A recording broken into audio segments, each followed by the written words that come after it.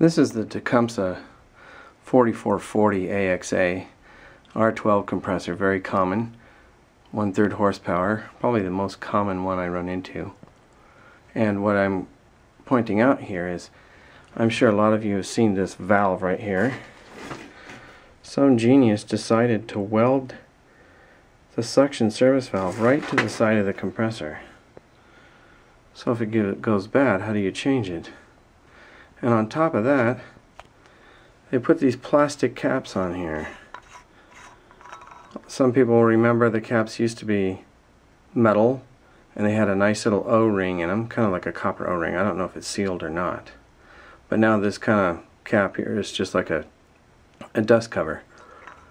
Now one very similar to this was making a monkey out of me. I was putting gas in it every 2 weeks. Regular as clockwork.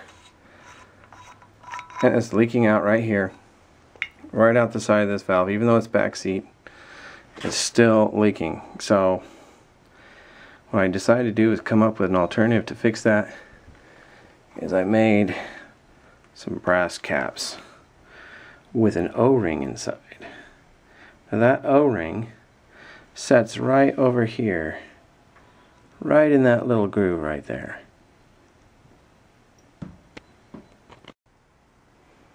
If you look at the valve closely, you can see that it is there's kind of a depression formed in there, and I found that an O-ring sets right in there just perfectly.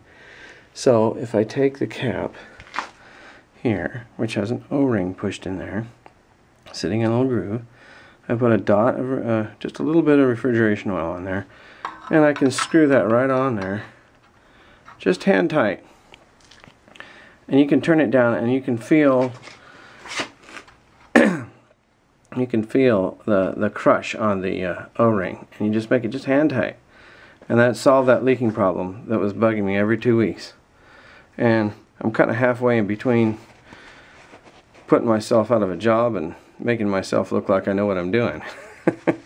But if the market would make these caps, these compressors would be great. Instead, right now, it seems like the best thing this thing serves is a handle right now. That